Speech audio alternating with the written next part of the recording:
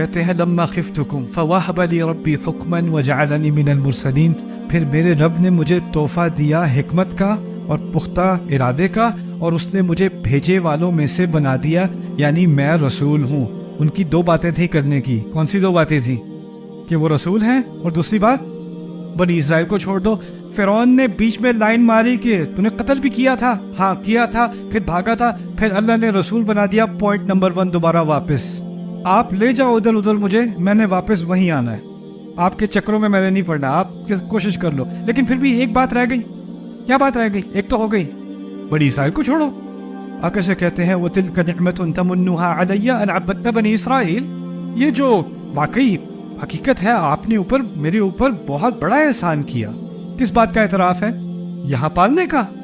تو کہتے ہیں آپ نے میرے اوپر اتنا بڑا احسان کیا، کیا اس کا مطلب یہ ہے کہ آپ تمام بنی اسرائیل کو اپنی عبادت میں ڈال دو، ان کو غلام بنا دو؟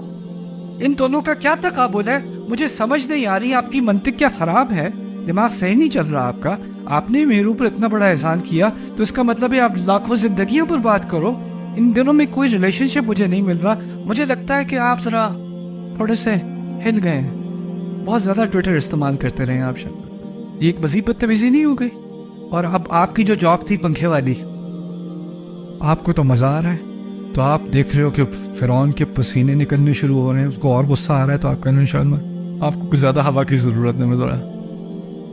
کوئی اور سیکیورٹی گارڈ ہے، وہ کونے میں اپنا فون نکال کے ذرا ویڈیو بنا رہے ہیں، یار یہ کیا آج تھوڑا سا واٹس ایپ پہ بھیج کے فائر فائر فائر فائر۔ جو کمرے میں ہیں ان کو تو انجوائمنٹ ہو رہی ہے نا،